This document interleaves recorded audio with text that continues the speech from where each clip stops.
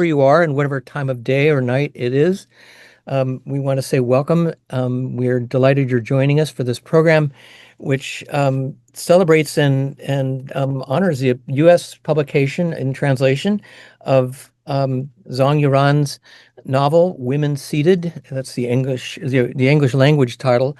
A much praised and much acclaimed novel, which we are getting to see in the U.S. and in English now, thanks to her writing and to the translation of Jeremy Liang, who's here, Tang, I'm sorry, who's here also, and just place everybody a little bit. I'm from Elliott Bay Book Company, which is in Seattle, Washington, and in the northwest part of the U.S. And this program is being co-presented with by Elliott Bay and by the Seattle UNESCO City of Literature. Seattle is one of two cities in the United States to be involved in the UNESCO City of Literature network. And Daniel Tam Claiborne, who is also going to be part of this program, is both involved with the City of Literature, but he's also a writer in his own right. Um, and we also want to acknowledge the very significant part that Riverhead Books has played in beginning to publish more visibly and noticeably works in translation from Chinese, and of which, again, this book tonight, Women Seated, is the first. There's at least one or two more in the pipeline. Gigi Liang's novel coming out next year, Everyday Moment, in English, will be coming out, I think, in the spring. She's a writer based in Hong Kong. But tonight we have from Beijing, Zhang Yueran, whose novel has been receiving high praise from near and far from Chinese writers and reviews, as well as now as in the US. They will be talking about the book, the combination of Daniel and Jeremy and Yueran herself, and Daniel, who is, besides, as I say, helping run the program, he himself is a recent author of this novel, which came out here in the U.S., Transplants. I believe he's putting also information in the chat about how these books can be ordered from Elliott Bay, and you can certainly get them at any good bookstore. But we hope that what you see tonight will send you wanting to read their work. I could say much more about everyone involved. Zhang Yueran is the author of several other novels, of which Jeremy's translated three previous works in the English titles of which are The Promised Bird, 10 Loves, and Cocoon, and now Women Seated. Jeremy's translated over 20 other works in the last 20 plus years, and he himself is the author of a novel called State of Emergency, which received the Singapore Literature Prize, Singapore being his home country, although he's here with us tonight from New York. Daniel's also normally in Seattle, but he's in Vermont, so he's also part of the scatteredness of this program. So we have Beijing, New York, Vermont, and Seattle all here, except that I will get out of the way now. We'll ask you certainly if you have questions to put them in the chat or the Q&A. Where would you like them, Daniel? The Q&A Jeremy? is perfect. Okay. And if your question is in Chinese, I think it could be handled by some of the people involved. I will come back at the very end just to help wrap things up, but to say you're all in very good hands, and now ask you to please join in giving a good, warm virtual welcome to Zhang Yueran, Jeremy Tiang, and Daniel Tam Claiborne. Thank you all. Well, Thank thank you so you. much, Rick, for the very kind introduction. We're so delighted to be partnered with Elliott Bay on this event, and thank you so much, Jeremy and Yueran, for being here this evening and this morning. So we'll go ahead and jump right into it. I think we'll go ahead and start a little bit with a reading, actually, just to kind of place us. And I think the way we'll do it is Yueran will read a little bit from the Chinese, and we'll go ahead and read that same passage by Jeremy in English, just to get us started. So I'll hand it over to you, Yueran. Thank you so much. Thank you, Daniel. Thank you for having me. So that's from the 50 pages in the original Chinese book. Okay, that's the Chinese cover. It's very different from the English cover. 小时候，他经常做一个梦，在梦里，周围的人忽然都不见了，只剩下他自己。他走过亮着路灯的街道，天空黑得发白，好像是黎明前的某个时间。细小的露水正在空气中凝结。他来到路口，向右转，拐进巷子里的一家小饭馆。灶台上摆着垒高的笼屉，冒着白茫茫的热气。他摘下几只笼屉，从中间拿了一只，把其他的放回去，在一张靠窗的桌子前坐下。他用桌上的铁壶倒了杯茶，从筷子篓里抽出2根筷子，夹起一只包子。小饭店里空无一人，但有他需要的一切。他一点也不用着急，没有人催他，也没有人在他等他吃完后对他发出指令，让他去干这个，去干那个。他可以完全按照自己的节奏来。他第一次如此专心地吃饭，他嚼得很慢，甚至不急于尝出那只包子是什么馅的。在梦里，他相信他是这个世界的主人公，其他人好像不过是老天爷派下来的家具，可以退换，可以退回和更换。只有他自己是一个活生生的，每个毛孔都在呼吸，每时每刻都在产生念头的人。后来，他当然意识到这种想法很幼稚，不过梦的确提供给他一种尊贵的感觉。在梦里，你再穷困潦倒，也是主人公。你对面的国王坐拥整座城池，依然单薄如纸，随时有可能消失。他有几个要好的朋友，现在都不知去向。他们总是喜欢不停地换地方，有时打一份工连月底都干不完。这样做并非出于对现状的某种具体的不满，也不是有什么更好的去处，就只是一直得走。于林想，也许他们都做过那种梦，周围的人消失的梦。但在现实中，周围的人不可能消失，你只能让自己消失，通过不停地换地方，得到生活的主动性，这是他们做主人公的唯一的方式。OK, that was it. Great, and I'll read the same section in English.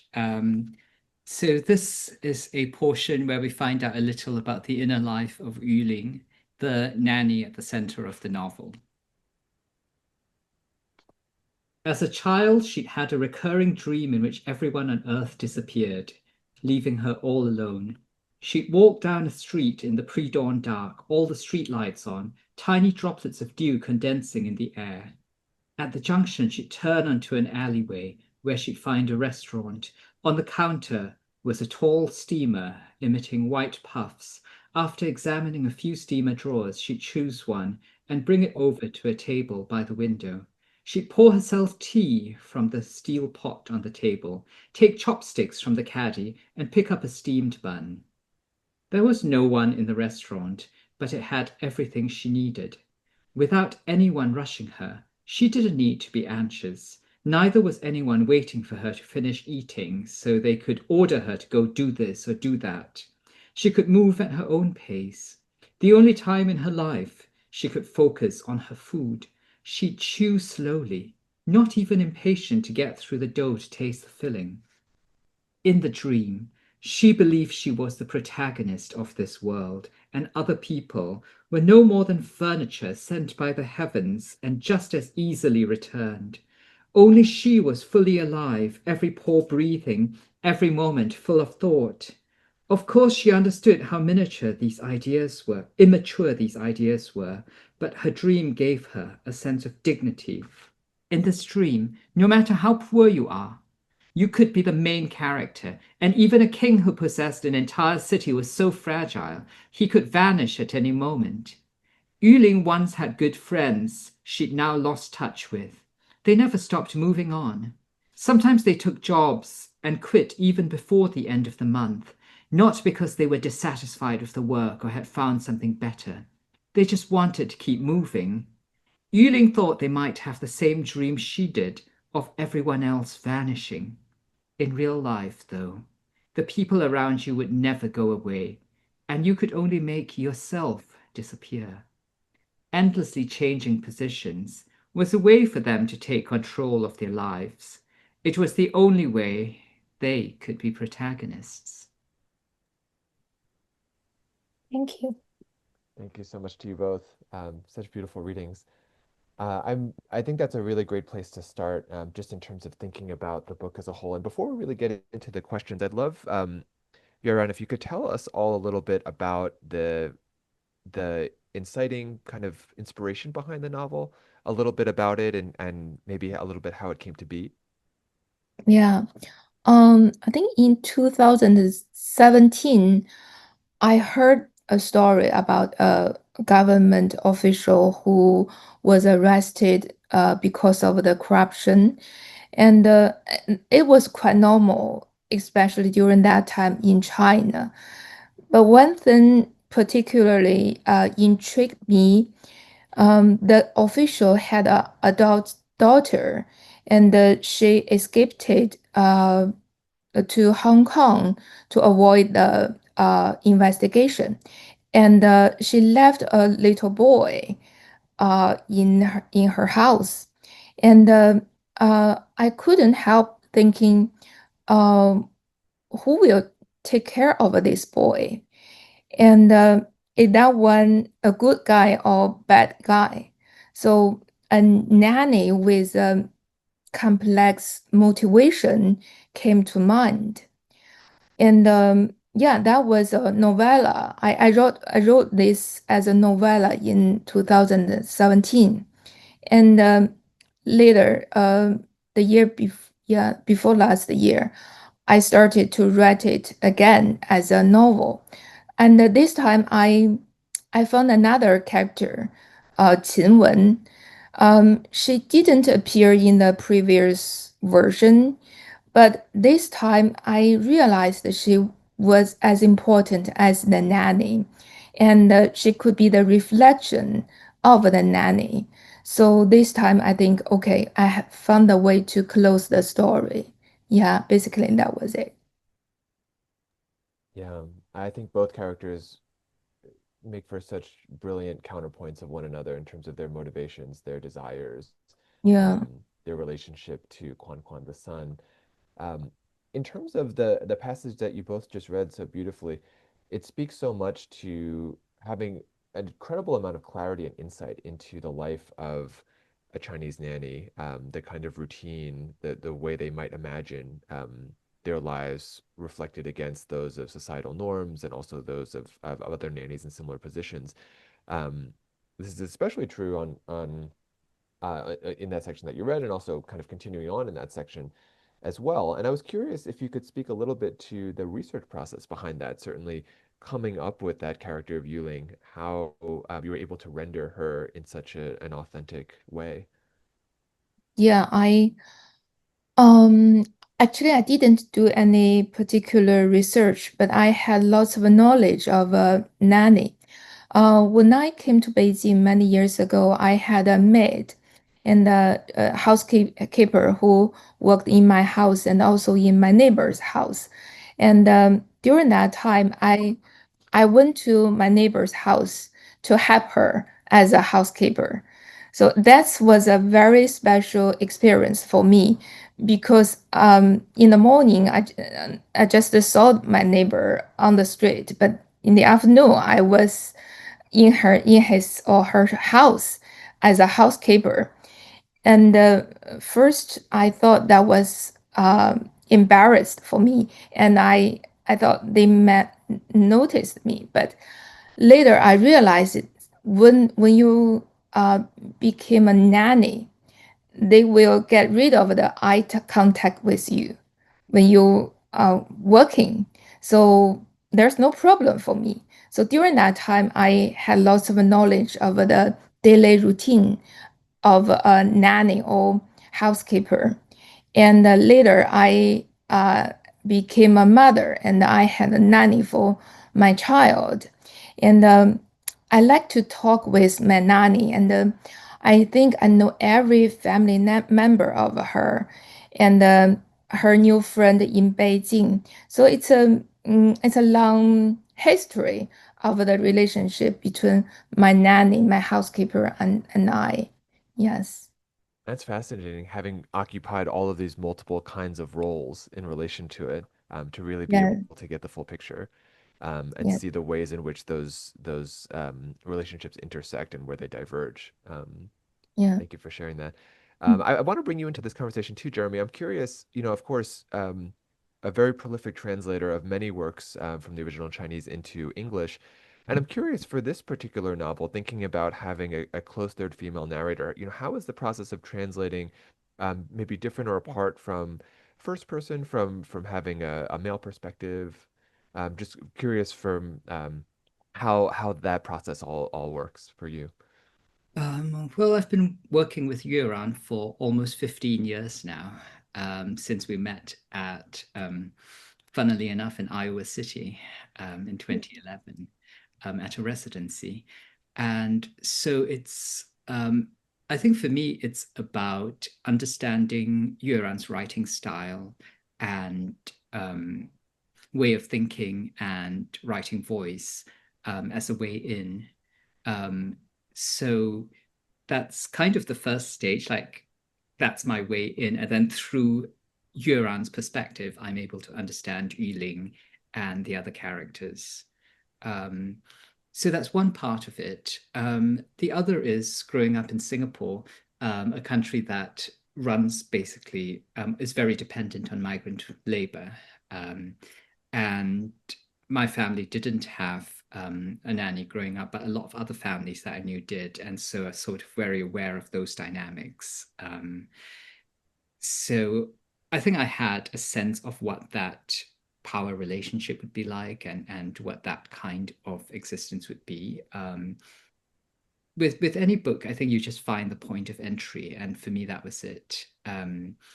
The gender of the character was kind of secondary to so much else. I think the social dynamics, her position within the household and within the wider society, the disparity between urban and rural lives in China and so forth were kind of various means that I used to enter the story.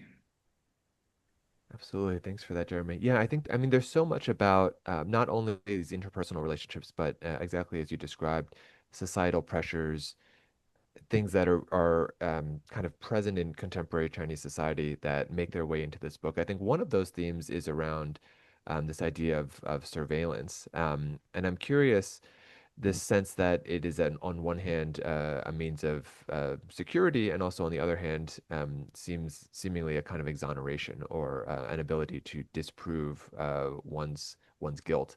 And I was curious from your standpoint, Yuran, as we're thinking about the way that nannies especially are so closely monitored. I think because there does seem to be this innate skepticism or distrust in terms of their willingness to steal from their sirs or their mams. Interestingly, even though of course they have this enormous responsibility over a child, there's still this kind of level of perhaps you know distrust in the minds of those who are employing nannies. I'm curious if you could speak to some of those kind of tensions around surveillance, both within the novel and also kind of how it relates to the way Chinese citizens are reckoning with some of the contemporary pressures that are being experienced. Oh, thank you for asking. That's a good question. I think today you can see the cameras everywhere in China, and the people are used to it, especially after COVID. I think not many people complained about it. And um, if you have a infant or a little kid, it is normal to use the camera to watch the nanny working when she's working. And if a nanny didn't want to be watched, people may think that's weird. So um, sometimes the nannies even want the camera because if something happened, they need this as a proof to prove that they have done nothing wrong, right?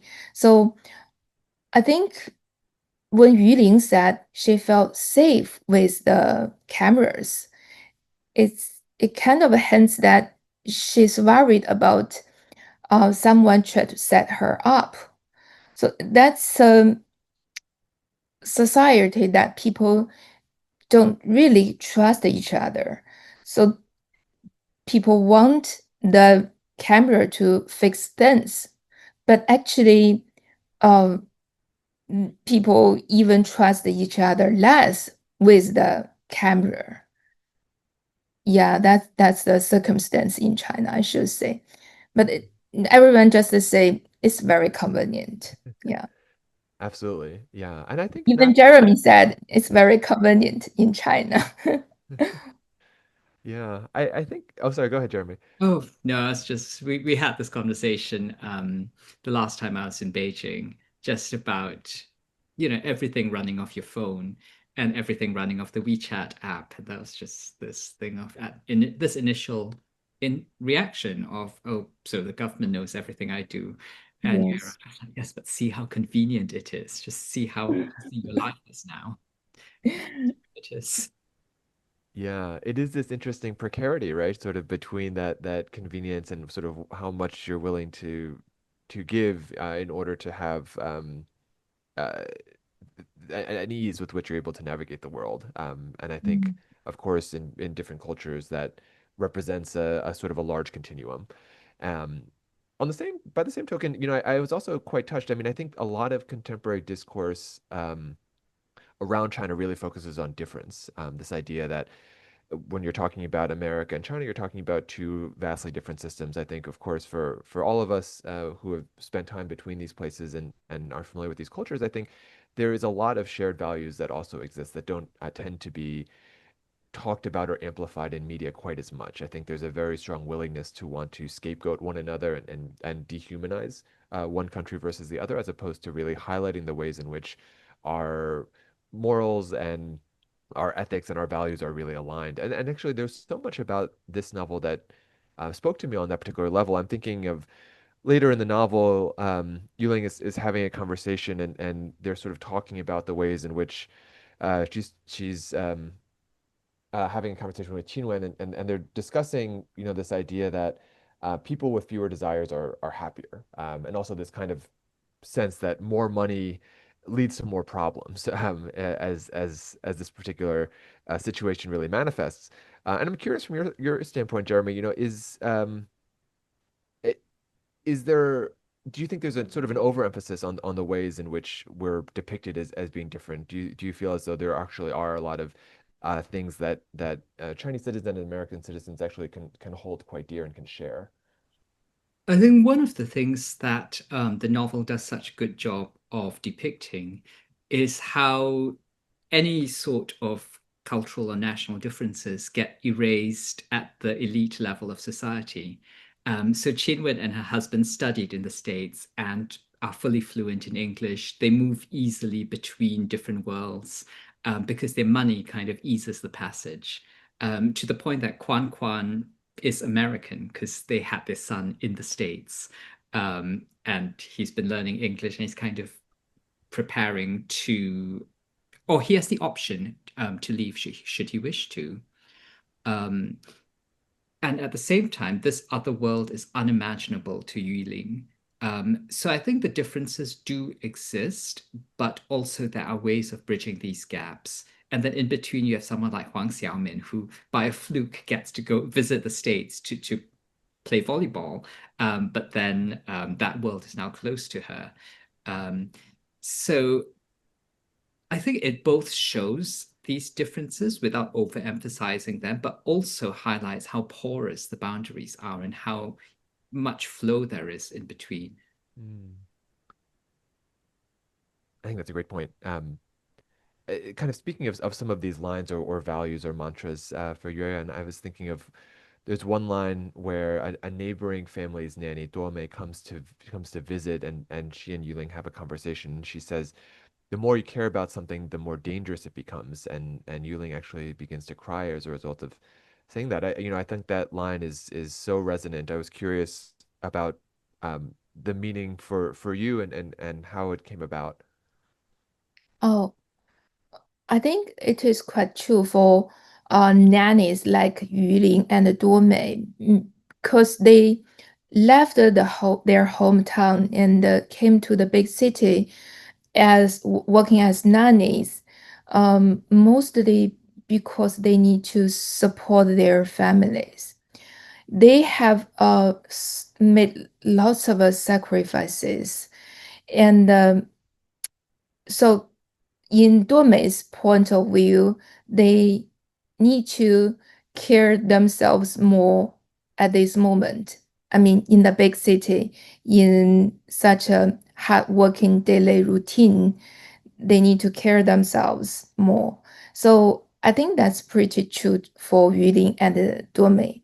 And also, I think it is true for everyone, especially for women, because women um, have this kind of a tendency to dedicate all they have possessed to like support men.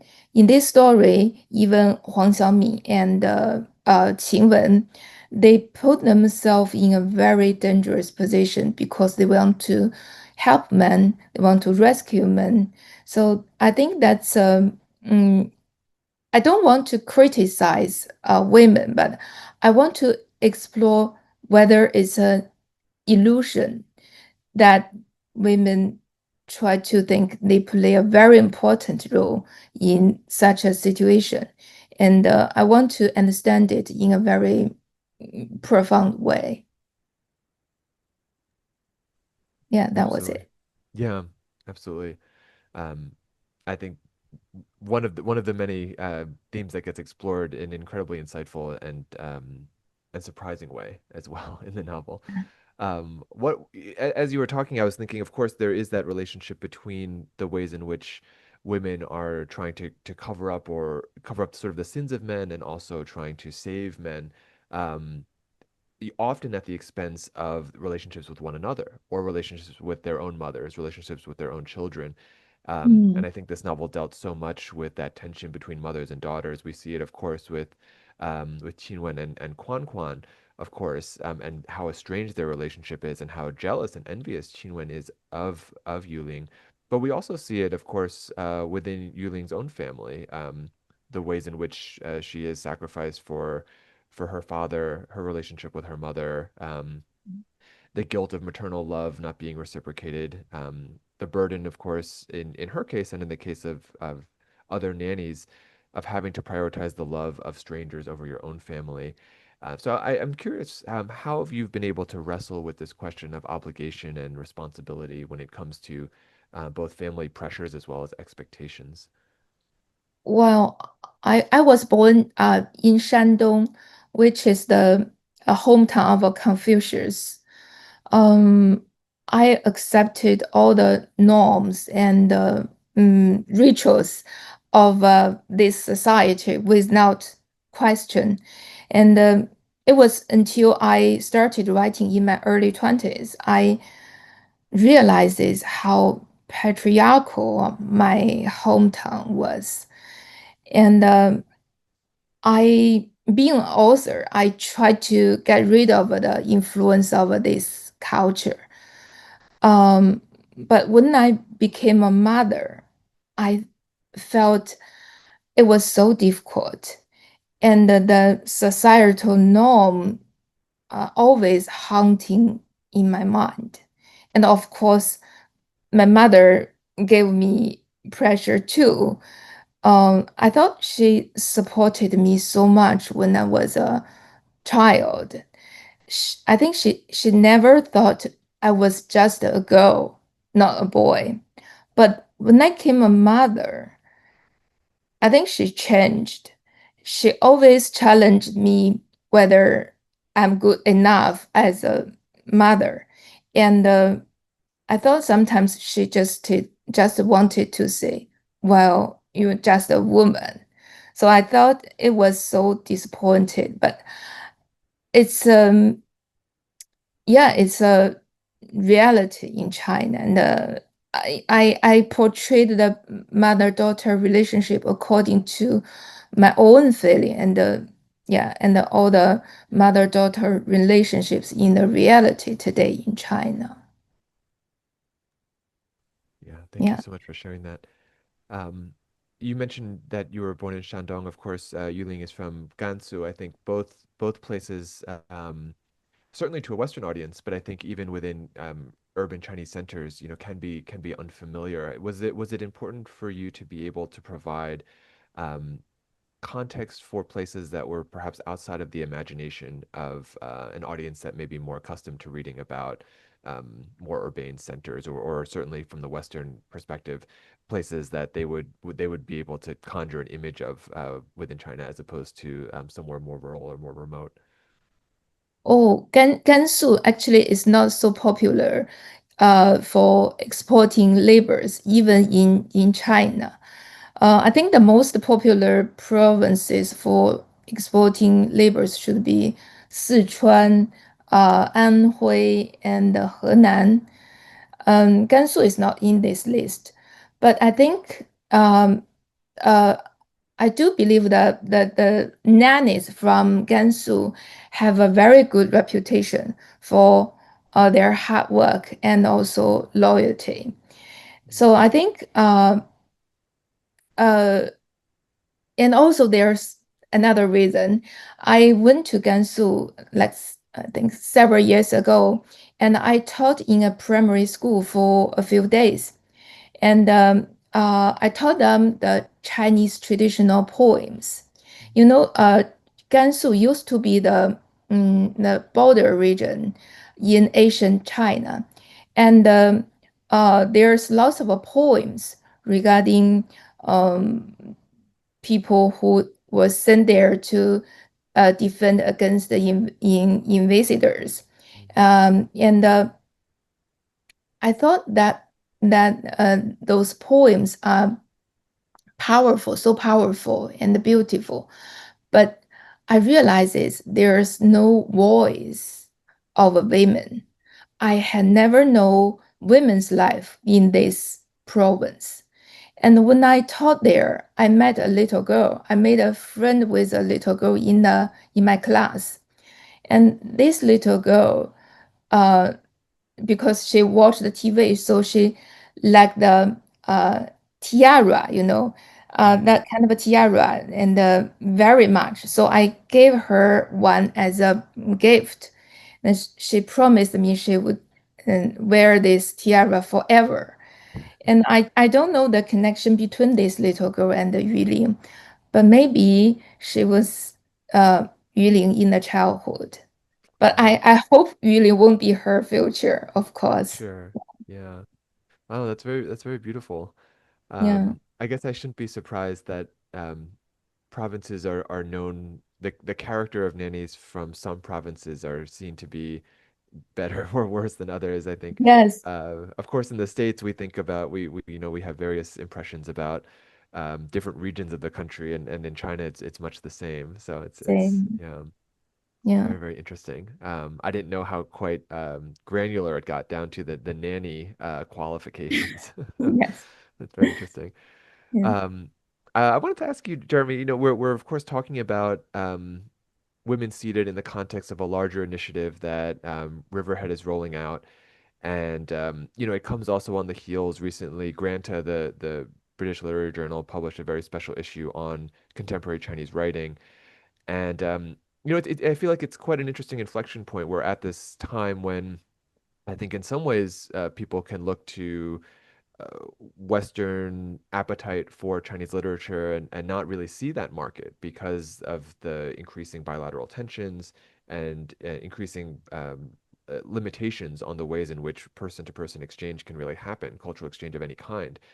So I'm curious from you, of course, working closely with Zhang, who's the editor, and Riverhead, how this particular thing came to be, and especially now. I mean, I think maybe the question is why hasn't it already happened? Like you look at China, thousands of years of recorded history, over 1 billion people, vast sweeping literature that is almost entirely unknown in the English-speaking world. Why has it taken so long for a major publishing house to say, you know what, we are going to have an editor dedicated to bringing Chinese literature into English? Um, and the thing is, once you start looking, there's such a wealth of books that have never been translated, that are just waiting to be brought to the attention of English readers. I think it makes its own case once you start looking. And the great thing about Han is that she is from China. She reads Chinese. So she's not limited to what rights agents or translators bring to her. She can survey the entire field herself and choose the work that she wants to curate and bring to English-speaking audiences. And I think she's been doing this very thoughtfully in such a way as to, you mentioned a market for these books, whether there is an existing readership. But I think I would reframe that as if you provide an array of enticing literature that makes the case for you to read it, you kind of create the readership. And it's a virtuous circle in that the more people read from this world, the more familiar they become with it, and the easier it is for the next book to make it into English. Certainly the fact that Women Seated is out there kind of opens a door for other work to come through by Yueran, by other contemporary Chinese authors, because there is a context that wasn't there before. I think it's not so much about the relationships between two countries or two peoples, but just it's a question of familiarity. And so the more you bring work into English, the more it becomes familiar and the easier it is for people to enter this world. We've seen it happen with Japanese and more recently South Korean literature. And I think China and the larger Chinese-speaking world will be next. Thank you, Jeremy. Are there any sneak peeks you can provide as to maybe some upcoming projects that you know are in the pipeline, or any that you're working on? Oh, that I'm working on. Yeah. See, the hesitation is if books haven't been announced, I don't know how to talk about them. So I think all I can say is watch this space. But I am pleased that this year I've been able to translate books both by Yueran and by Yueran's husband, Zhang, whose short story collection Hunter is also out this year. So that's wonderful. But yeah, there is a larger interest from publishers for work Chinese. So watch the space. All right, that sounds great. I'm so curious to ask what some of the differences and the challenges and also the surprising things that you've noticed kind of between those two works, Shuang Tao and Yuran. So if you want to get into it, that's just a personal curiosity. It has less to do with this topic, but just in the process of translation, and of course, two individuals who are married and work is very, very different. How does that manifest for you, having to channel kind of both of them separately? It is very helpful that their writing styles are very different, Yueran and Tao. So even though I know them both personally, and when I'm in Beijing, I see them both together, there is no danger of the voices getting confused. They are very different, which I appreciate. Writing from different parts of China, very different voices, different sensibilities. Has it been additive to your work, Yueran, to be married to another author? I know there can be something of a contentious question, perhaps. But having two working writers in a relationship as well, do you find it inspiring for your work to be able to exchange ideas and be first readers for one another? Yes, I think sometimes we do have competitions, but not in our writing, but in the way of writing and the process of writing. So I think that's for me that's I just want enough talking and about writing and about our literature world. So I think that's a very important experience for me. And living in such a literary world is very important, especially in China. I think it's very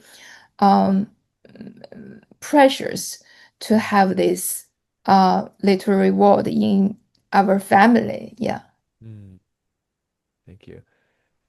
Just want to encourage folks, if you have any questions, do feel free to put them in the Q&A. We'll have time for those in just a few minutes. I just have a couple questions kind of around some of the iconography and just sort of the visual look and feel of the book, as well as the title, among other things. Of course, the cover, and of course, featured quite prominently is this character of a goose or a swan, kind of depending on on who you ask. And I was wondering if there is a larger symbolic meaning when it comes to Chinese history or mythology in terms of how that animal was chosen and how it becomes so central to the story. Oh, I think goose is a sign of a good luck in traditional Chinese culture. And the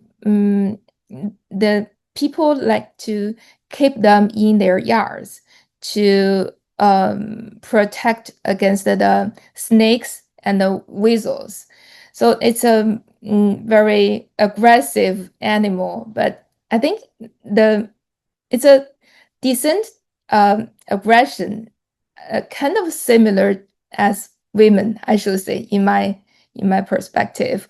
And also, I want to share that, in ancient China, if you want to kill a goose, you have to bring the goose to a crossroad, and which is far from the house, because people believe the spirit of the goose will haunt the house if you kill it in the house. But in my story, the goose was killed in the house. Mm, So, which indicated now there's no one care about the ancient ritual anymore, right? And also, I think you probably noticed that goose and the swan in China share the same character, which is 鹅. We call swan heavenly goose. So you can see there's a hierarchy between goose and the heavenly goose. But for Quan Quan, there's no difference. So I think the goose can be a mirror and for people to reflect people's spirit too in this story. Yes. yeah, and a beautiful way to symbolize or make metaphor this idea of this competing love or this prioritization of love between Yes. um, one's own son versus one's own self. And Yes. yeah, without giving too much away, but yeah, it's very so beautiful in the way that that's all depicted. Um, of course, and then the title, of course, comes up in a number of different sections, but the idea of the portrait of women seated is Qinwen actually paints Yuling in the style of one of her artistic idols, Alice Neal, who she admires and wishes to emulate. And although Qinwen is really quite pleased with how it came out, Yuling herself is, finds that she doesn't see anything of herself in that depiction. She sees the what's depicted on the canvas as uglier, more anxious, more sluggish, uh, and Chinwen letter tells her that Alice Neal is very famous for drawing mothers and children because of the fact that she abandoned her own child, which kind of gave her this preternatural ability to depict them with more clarity, perhaps. Can you speak a little bit to, sort of the idea of Alice Neal, how she comes into the story, Qin Wen as a painter and in some ways as kind of a failed artist, and what that process of being painted for Yuling kind of awakens in her relationship with both Qin Wen and Quan Quan? Sorry, that's a lot of questions. I think I know Alice Neal became quite popular in a small, group of people in China. But I doubt whether Qin Wen could really understand Alice Neal's painting. But I think Qin Wen would like to pick something abnormal or damaged to paint. And Yuling believed that she chose her also for the same reason.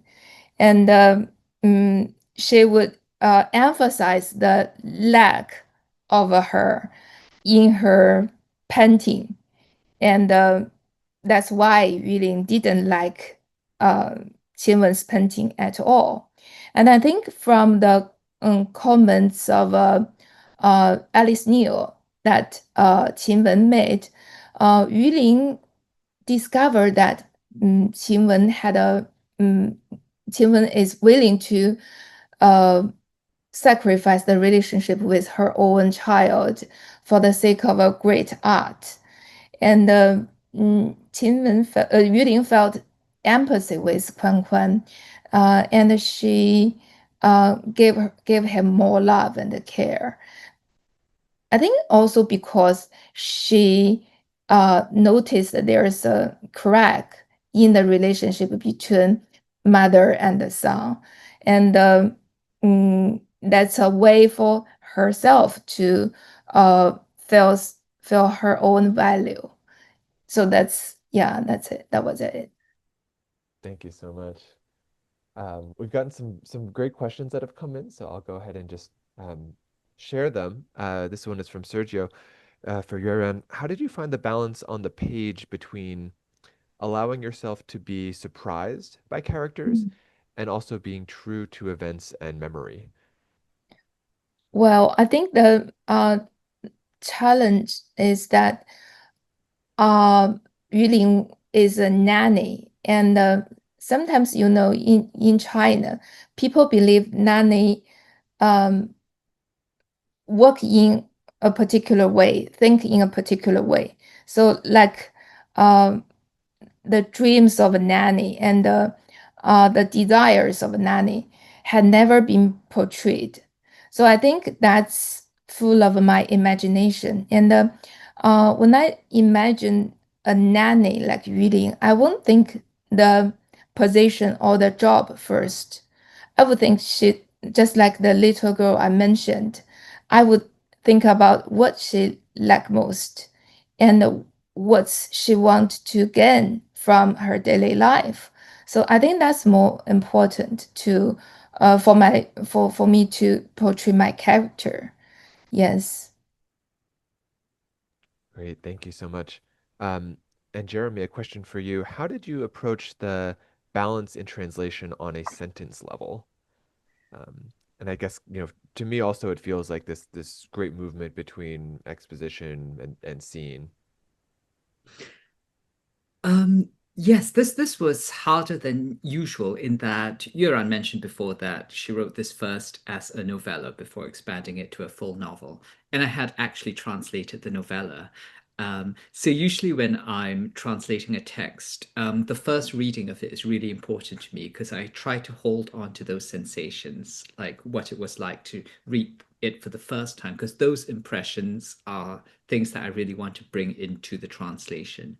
But in this case, it felt like I had seen the process up close and was having to try to both hold on to that for the scaffolding, the knowledge of the structure of the work, but also to forget it so that I could come to it fresh and um, yeah, find that balance that is mentioned in the question.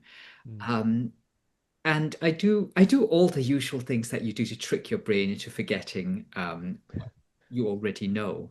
I did a lot of that. This sounds silly, but it actually works. Printing it out in a different font, and you kind of Mm. see it differently, or just changing the spacing. I do a lot of reading out loud. If a passage feels like it isn't quite coming to life, reading it out loud often tells me what needs to change or what isn't quite right. Sometimes I'll read the original out loud and try and find the voice of that through that, and then try to bring that into the English. Um, so it's both having done the homework of understanding the background and the structure and all of the inner workings of the text, and then trying to leave that to one side and approaching it with fresh eyes when necessary. Yeah. Wow. It, it sounds like quite a lot of mental gymnastics. Yeah, very impressive. Um, I've another question for you, Aaron. Can you talk a little bit about your guiding spirits? What keeps you inspired to write and translate? So I guess this is actually for both of you. Yeah. Okay. And Oh, I'm thinking of a room of one's own by Wolf, which was a Yueran story translated. Yeah, I think I should mention that story too. I think that's a short story called Home, and also it was translated by Jeremy many years ago. It is also a story about Nanny's life in a empty house. So she stayed in the empty house, which was belonged to her employers.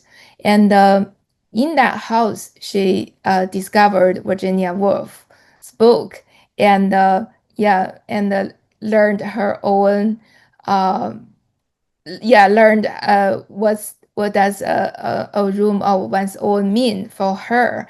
So I think that probably is the starting point of my relationship with writing nannies. And yes, I think Virginia Woolf played a very important role in my writing um, career. And also Zhang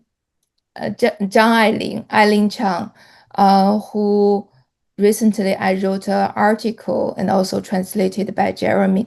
I think she's in our Chinese literary world. She's just like Virginia Woolf. But the difference is we don't have Emily Blunt. We don't have Jane Austen before this Virginia Woolf. So I think she's so precious. And I read her when I was 16 or 17. But I read her last novel when I was 30. So she gave me different kind of influences. So I think I was changed by her works so much. Thanks, Yueran. Yeah. What about for you, Jeremy? I'm so glad that Kenny mentioned a room of one's own, because in a way that kind of brings the whole thing full circle. Yeah. That was the first short story I translated by Yueran in 2011 in Iowa Yes. City. That this is very incestuous. We then got it published in the Iowa Review. It's just this really fun story about a nanny who's left alone in a house because the couple that she's working for decide to leave each other on the same day. So they leave each other's notes saying, I'm off, you can keep the house. So the nanny is left with the house with, in this case, no child, just a cat. And you kind of see her grow into the space and for the first time actually have the time and space to think about what she needs and what she wants, and what a precious gift that is, which was kind of quite relevant to us at the time because we were on a residency, and as writers, I think there is that gift of time and space felt very resonant. And that I think kind of answers the other part of Kenny's question, how staying inspired to keep writing and translating. It's the way these things keep coming back, keep recurring. It feels like one big journey. 15 years and we're still talking about the same thing, but Women Seated is on a different plane to A Room of One's Own, and yet there are so many echoes, and that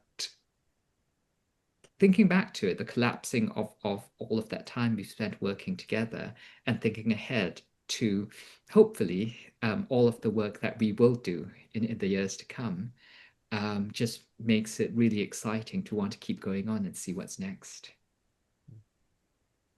Well, I think that's such a beautiful place to end our conversation.